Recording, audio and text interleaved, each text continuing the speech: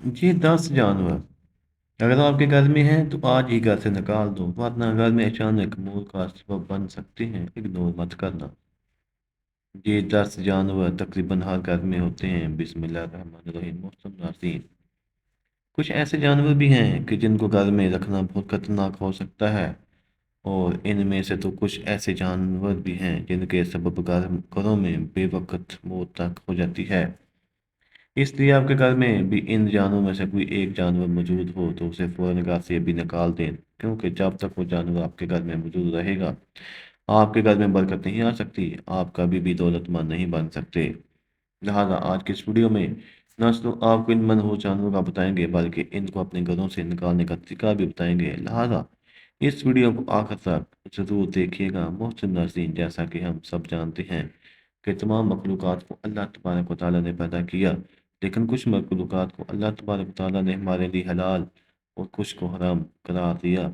اس طرح کچھ جانور حلال اور کچھ حرام جو گھروں میں برکت اور رحمت لے کر آتے ہیں، جبکہ کچھ جانور گھروں میں زوال لاتے ہیں اور بے برکتی کی وجہ پیدا کرتے ہیں۔ نمبر 1، مکھی۔ علماء کرام و بزرگان دین مکھی کا شمار نجس ترین مخلوقات میں کرتے ہیں۔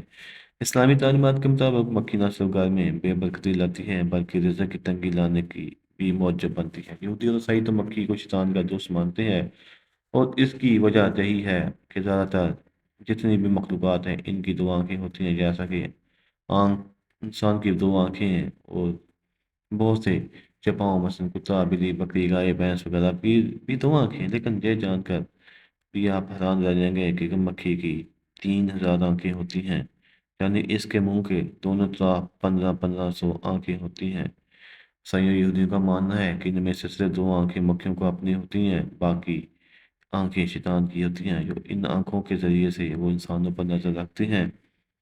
اور تاریخ کا مطالعہ بھی یہی کہتا ہے کہ مچھر کے بعد انسانوں کے اندر سب سے زیادہ بیماریاں پھیلانے والی اور انسانوں کی موت کا سبب بننے والی مخلوق مکھی ہی ہے، لیکن بزرگان دین نے مکھیوں کو گھروں سے نکالنے اور گھر سے دور رکھنے کا ایک بہترین طریقہ بھی رکھا ہے۔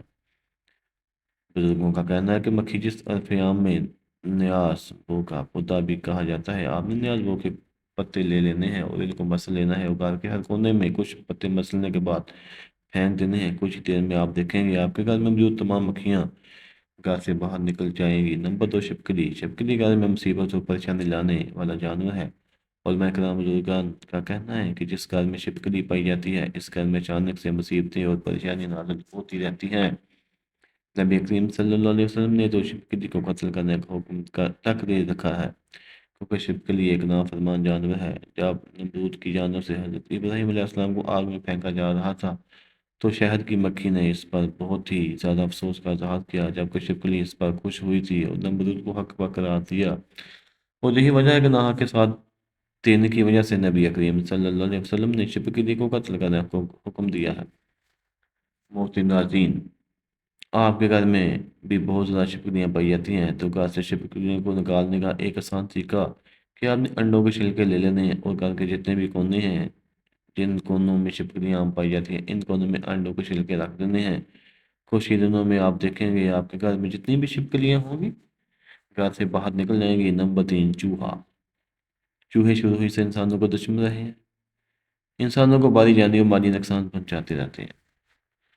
چوہے میں بھی گھس جاتے ہیں اور فصلوں کو نقصان دیتے ہیں، جس کے سبب پیداوار اور بہت زیادہ کم ہو جاتی ہے۔ اس طرح یہ اناج کے گوداموں میں گھس کر اناج بھی کھا جاتے ہیں، جہاں تک کہ ان کی وجہ سے کئی علاقوں میں قحط سالی پڑ سکتی ہے۔